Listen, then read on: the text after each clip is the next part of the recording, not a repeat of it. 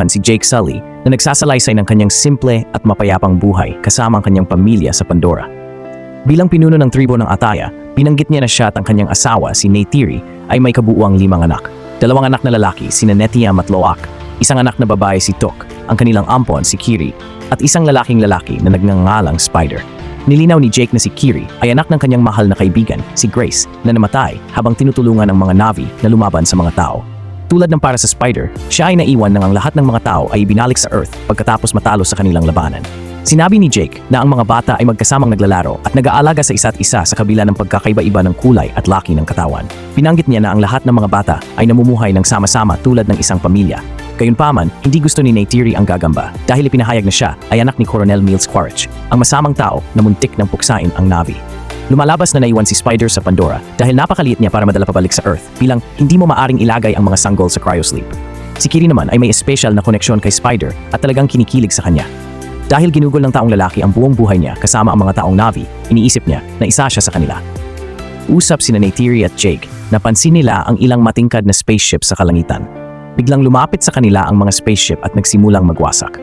Ang tirahan ng Omaticaya ay sinusunog ng apoy na nagreresulta sa malawakang pagkasira at pagkamatay ng maraming hayop. Mula sa mga sasakyang pangkalawakan, isang grupo ng mga sundalo na may robotic artilleria ang lumabas at tinapos ang anumang natitira sa lugar. Si Neytiri at Jake na nanonood mula sa malayo ay nagulat nang malaman na ito ay isang RDA spaceship na nagdadala ng mga tao na naroroon upang kolonihin ang Pandora at magtayo ng isa pang pangunahing operating station. Pagkatapos ay lumipat ang eksena sa isa sa mga laboratorio ng tao kung saan matagumpay na nakaliha ang mga siyentipiko ng Na'vi clone ng Coronel. Siya ay pinakain ng mga alaala at data na nakolekta bago ang kanyang kamatayan. Dahil dito, alam ng Coronel's clone ang lahat maliban kung sino ang pumatay sa kanya at kung paano. Kasama ng Coronel, ang mga siyentipiko ay gumawa din ng mga clone ng iba pang mga sundalo na naroroon sa kanilang nakaraang pag-atake sa Pandora. Bilang isang resulta, ang Coronel at ang kanyang mga tauhan ay impiyerno na wasakin ang Omaticaya at lalo na si Jake. Samantala, sa pagtatangkang iwasan ng mga nahimasok, pinangunahan ni Jake ang isang hukbo ng Na'vi patungo sa mga linya ng supply ng tren ng RDA. Matagumpay niyang napasok ito at nagawa niyang magnakaw ng mga bala at mga supply ng pagkain. Sa panahon ng operasyong ito, ang isa sa kanyang mga anak, si Loak, ay hindi nakinig sa kanyang mga utos at nasugatan ang kanyang sarili. Pinagalitan siya ni Jake at hinihiling na maging mas disiplinado mula rito. Sa kabilang banda, nakilala ng Coronel ang kanyang nakatatanda, si General Ardmore, na nagpapaalam sa kanya tungkol sa mga kasosyo sa paglipad ng Na'vi na tinatawag na mga Ikran. Kasalukuyan nilang inatake ang kanilang mga helicopter at pinapabagal ang mga ito. Nang marinig ito, gumawa ng master plan si Quaritch na salakayin ang kagubatan kung saan sila nakipaglaban noon at mangalap ng ilang impormasyon. Hindi nagtagal, nakarating siya sa kagubatan kasama ang kanyang mga kasama. Sa kasamaang palad, ang mga anak ni Jake ay naglalaro din sa parehong kagubatan. Ang Coronel ay tumingin sa paligid ng nakaraang larangan ng digmaan at natuklasan ang kanyang robotic suite na ang kanyang mga labi ay nasa loob pa rin. Si Loak, na nagmamasid sa lahat ng ito, ay agad na nakipag-ugnayan sa kanyang ama sa tulong ng isang voice transmitter sa kanyang league. Pinakinggan ito ni Jake at iminungkahi na lumayo sa kanila si Loak at tahimik na umalis sa lugar. Siya at si Neytiri pagkatapos ay lumipad patungo sa kagubatan upang tingnan ang kaligtasan ng kanilang mga anak. Nakalulungkot nang subukang tumakas ni Loak at ng kanyang mga kapatid, nahuli sila ng mga tao. Tinitingnan ng Coronel ang kanilang mga daliri at napagtanto na sila ay mga anak ng kanyang mahigpit na karibal. Sa sandaling iyon, dumating sina Neytiri at Jake at sinalakay ang mga sundalo. Pinamamahalaan nilang palayain ang karamihan sa kanilang mga anak, ngunit hindi Spider. Ang bata sa kasamaang palad ay kinuha ng mga tao. Nang maglaon, nang tanungin ng Coronel si Spider sa kanyang pangalan, mabilis niyang naunawaan na anak niya si Spider. Bumalik sa nayon ng Omaticaya, nilapitan ni Jake ang kanyang asawa at iminungkahi na umalis sila at magtungo sa Eastern Seaboard. Siya ay nag-aalala tungkol sa Spider na ibunyag ang kanilang lokasyon sa Coronel at sa kanyang mga tao. Sinabi rin ni Jake kay Neytiri na hanggat kasama niya ang tribo, ang mga tao ay patuloy na umaatake sa kanila dahil siya ang unang pumatay kay Colonel Quaritch. Ayaw umalis ni Neytiri sa kanyang tahanan, ngunit alam niyang tama ang kanyang asawa. Kaya naman, pumayag siyang lumipat kasama niya. Samantala, pinahirapan ni General Ardmore si Spider sa pamamagitan ng paglalagay sa kanya sa isang umiikot na makina upang kumuha ng impormasyon. Gayunpaman, tumanggi si Spider na magsalita. Nakapagtataka, hindi mapapanood ng Coronel ang kanyang anak sa ganitong estado, kaya agad niyang itinigil ang makina. Pagkatapos ay sinabi niya sa General na hahawakan niya ang Spider sa kanyang sariling paraan. Nang maglaon, nakilala niya ang bata sa isang hiwalay na silid at tiniyak sa kanya na hindi siya masamang tao. Inihayag din niya na narito siya upang ibalik siya sa Earth.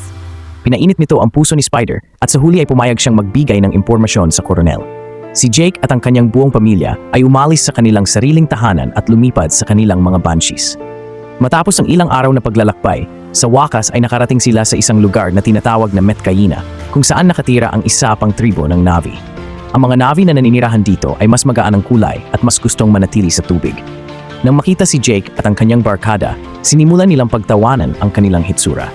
Hindi nagtagal, dumating ang pinuno ng tribo, si Tonowari, kasama ang kanyang asawa. Siya ay may pag-aalinlangan tungkol kay Jake at sa kanyang pamilya at pinanggit na hindi sila angkop para sa buhay sa tubig. Desperado na may ligtas ang kanyang pamilya, nangako si Jake na makibagay sila. Pagkatapos ay ibinunyag niya kung paano sila hinahabol ng mga tao. Nang marinig ito, sa wakas ay pumayag si Tonowari na manatili sila at bigyan sila ng kanlungan. Hinihiling din niya sa kanyang mga anak na turuan ang mga anak ni Jake kung paano lumangoy at gamitin ang kanilang mga espesyal na nilalang upang gumalaw sa tubig. Dinadala ng mga anak ni Tonowari ang kanilang mga bagong kaibigan sa karagatan at sinimulang ipakita sa kanila ang mga pangunahing kaalaman. Samantala, ang pilyong Loak ay sumusubok na kumonekta sa isang nilalang sa dagat, ngunit nawala ng kontrol at nahulog sa tubig na nagdulot ng tawanan ng mga anak ni Tonowari. Habang nangyayari ito, nakikita si Kiri sa malalim na karagatan. Nakapagtataka, mahusay siyang naka-adapt at nakontrol pa niya ang ilang nilalang sa dagat. Kinabukasan, habang nagninilay-nilay si Kiri sa ilalim ng tubig, sinimulan siya ng anak ni Tonowari, si Aonong, at ng kanyang mga kaibigan na pagtawanan, tinawag siyang freak. Dumating si Loak at sinuntok si Aonong bilang depensa.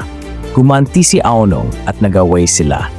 Nang malaman nito ni Jake, inutusan niya ang kanyang anak na humingi ng tawad kay Aonong dahil anak ito ng pinuno ng angkan. Nag-aatubili na sumang-ayon si Loak. Kahit na pinatawad na siya ni Aonong sa harap ng iba, galit pa rin siya. Bilang paghiganti, dinala niya si Loak sa isang mapanganib na lokasyon sa ilalim ng pagkukunwari ng paglangoy kung saan umaatake ang isang malaking mandaragit. Sa sandaling iyon, dumating ang isang napakalaking nilalang sa dagat na nagngangalang Payakan at iniligtas si Loak na pinatay ang mandaragit. Ang Payakan ay isang tulkun, isang mapayapa at matalinong nilalang na itinuturing ng mga Metkayina bilang espiritual na pamilya. Tinutulungan ni Loak ang nilalang sa pamamagitan ng pag-alis ng mga salapang na nakapaloob sa katawan nito na bumubuo ng isang ugnayan dito. Samantala, ipinagpatuloy ng koronel ang kanyang paghahanap kay Jake gamit ang mga brutal na taktika. Pinapatay niya ang isang tulkun para ilabas si Jake dahil ang likido sa utak nito ay napakahalaga sa mga tao. Lumalala ang digmaan na humahantong sa isang matinding huling labanan kung saan si Jake at ang kanyang pamilya ay naglalaban upang protektahan ang kanilang bagong tahanan. Kung nagustuhan mo ang video na ito, please like and follow.